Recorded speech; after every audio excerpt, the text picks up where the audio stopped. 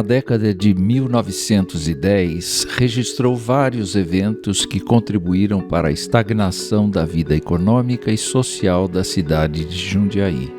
Entre elas, a Primeira Guerra Mundial, com implicações para a vida econômica da região, e a gripe espanhola, também chamada de influenza, provocada pelo vírus H1N1, que contaminou cerca de 1/3 da população mundial.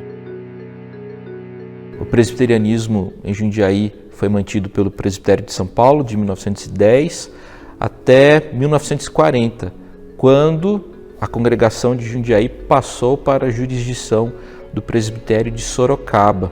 A congregação, com todas as suas lutas de subsistência, recebia os pastores algumas vezes por ano para os atos pastorais e dependia, em determinados períodos, de cristãos, inclusive de outras denominações, que a ajudavam na escola dominical e nas pregações. De 1921 a 1923, o reverendo Dr. Thomas Porter foi designado o pastor responsável pela congregação de Jundiaí. Somente no final de 1923 foi possível alugar-se uma sala à Rua Rangel Pestana, número 19. A congregação pagava metade do aluguel e o presbitério de São Paulo a ajudava com a outra metade. Em 1924, os cultos passaram a ser realizados sob a liderança do candidato ao ministério Benedito Carvalho, sendo o pastor responsável o reverendo Henrique Camargo, até quando, em julho, Benedito deixou a congregação por conta das emergências provocadas pela Revolução de 1924. Em 1925, pastoreou a congregação o reverendo James Smith, comparecendo apenas 3 vezes à cidade durante o ano. Foi auxiliado por seminaristas de Campinas e a congregação passou a ser abrigada na casa do Sr. João Feu.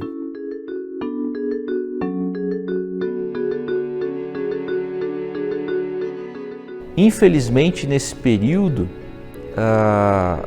Jundiaí nunca contou com uma liderança que efetivamente ficasse aqui e se relacionasse com as pessoas. A presença do pastor era eventual, os seminaristas que vinham ajudar seguramente não tinham condições de se relacionar mais com os habitantes da cidade. Então, durante esse período, os crentes não foram muito bem assistidos.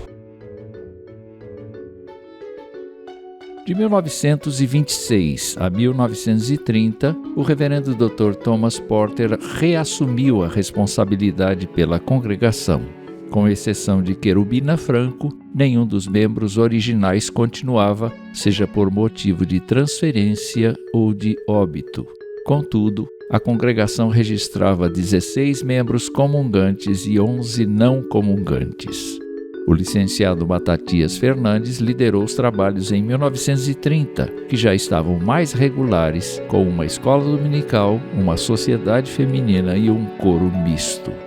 A busca por um terreno onde pudesse ser erguido o templo para a congregação aconteceu a partir de 1931, sob o pastorado do reverendo Paulo de Miranda Costivelli, que permaneceu até 1932, ano em que estourou a Revolução Constitucionalista e Jundiaí foi ocupada, ainda que por breve tempo, pelas forças governistas. Em 1933, sob a liderança do reverendo Benedito de Carvalho, já se possuía um pequeno fundo de construção liderado pela Sociedade de Senhoras. Designados pelo Presbitério de São Paulo, os reverendos Avelino Boamorte e João Paulo de Camargo alternaram a liderança da congregação entre 1934 e 1938. Que se fortalecia pela misericórdia divina graças às atividades dos irmãos, da escola dominical, dos cultos e da sociedade feminina, porém de forma muito vagarosa, sem a devida propaganda evangélica. E infelizmente em Jundiaí o protestantismo não usou as suas melhores armas, no sentido de pregar a questão da educação, né, a própria questão da propaganda religiosa assim, mais efetiva, contribuíram, né, para que a igreja levasse muito tempo para ser organizada, sempre dependendo de gente de fora.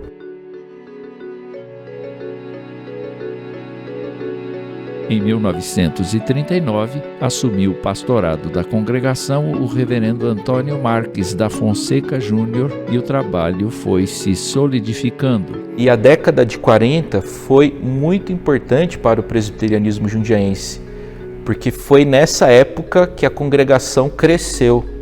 E cresceu como? Com crentes que vinham com demissórias das suas antigas igrejas, né? Então, o presbiteriano de Americana, o presbiteriano da própria capital, vinha com carta de transferência para Jundiaí. E muito possivelmente isso aconteceu porque a década de 40 marca um grande processo de industrialização da cidade de Jundiaí, que ocorreu, inclusive, em virtude da construção e da posterior inauguração da rodovia Anhanguera em 1948. Em abril daquele ano, inaugurou-se a Sala de Cultos à Rua Barão de Jundiaí, número 29. Os trabalhos passaram a ser realizados todos os domingos e quintas-feiras. A supervisão da congregação passou à jurisdição do presbitério de Sorocaba. Em 1946, a congregação registrava 46 membros professos, sociedade feminina com 21 sócias, escola dominical com 52 alunos, 6 classes e 10 professores e oficiais.